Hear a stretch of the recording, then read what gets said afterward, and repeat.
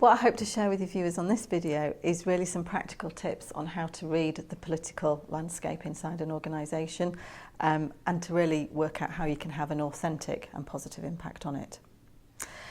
And unfortunately for me, I learned the hard way about corporate politics. Earlier in my career, my attitude was, I'll just focus on what I've really got to do, I'll do a really good job, I'll please all my internal stakeholders and somebody will notice. And that was my approach, and for a long time that worked, and I enjoyed some great early career success.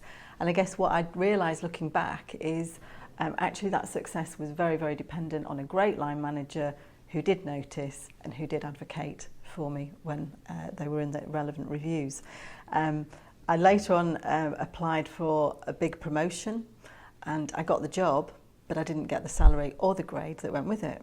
So you can imagine I felt a little bit disappointed and aggrieved about this, and when I talked to the HR director who had clearly made that decision, I got a very clear message: that's great, Susan, but we just aren't, your achievements just aren't visible down here. And I was working in the north of England and the head office was in the south of England. So yeah, I could get mad about that, but actually it was a really good piece of learning, that actually it is worth investing some time and energy just to make sure that people do know who you are, what you've achieved. So what I learned there was to do a reframe on playing the corporate politics game into influencing with integrity. And that's really where I'd like your viewers to hang in with me while we go through these 4 points. Firstly, I think wherever you work, there's a political landscape. There's a way things are done, there's a corporate culture, call it whatever you like. So it's worth investing some time just to find out what is that like. And if you can actually answer some of these questions, then you'll have kind of nailed it. So who are the key opinion formers? They're not necessarily hierarchical roles. There's people that you know other people listen to. So you've got to know who those key opinion formers are. Who are the decision makers who listen to those opinion formers? That's a great question just to be able to answer. What are they interested in? Are they interested in your background, what you're bringing to the organisation? Maybe you contact your network. Are they interested in your tangible achievements? What really wows those people? The other thing is, where and when do these conversations take place? One would hope they take place in the talent review with the HR director facilitating, but sometimes they might take place in the Indian on a Tuesday night. So look at other people who are really successful in your organisation, who you think have got that balance right of influencing with integrity rather than playing the game, and see what they do. So my first suggestion is simply that: invest some time and observe and find out what the landscape's like where you are. My second recommendation is to spend a little bit of time determining what you want your own professional brand to be. People like Franklin Covey have written lots of books about determining your core values and how you might live your life in accordance to those.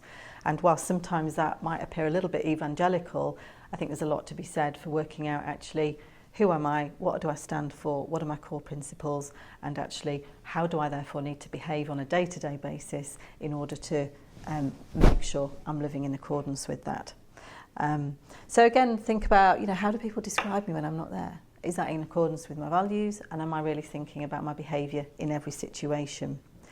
What specific behaviours support the brand that I want to advocate? It's unlikely to be gossiping and bad-mouthing most people.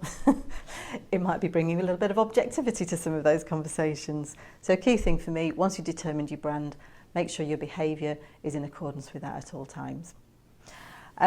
Third point really is to then set what I call your internal sat-nav. If you've got some thoughts on where you want to take your career, or maybe it's about a business decision, again, it's about investing just a wee bit of time thinking, okay, if that's the outcome I want, if that's the role I want, what route am I going to take in order to get there? So, as I say, think about that as my internal sat-nav, knowing this political landscape, what do I need to navigate my way through in order to get there? And the final thing is to get some feedback from some good colleagues. Nobody likes a really arrogant game player. And I'm sure most of your viewers will have met some of these people in their career. So you've got to get the balance right between appropriate self-promotion and influencing, and absolutely not be seen to just be playing the game.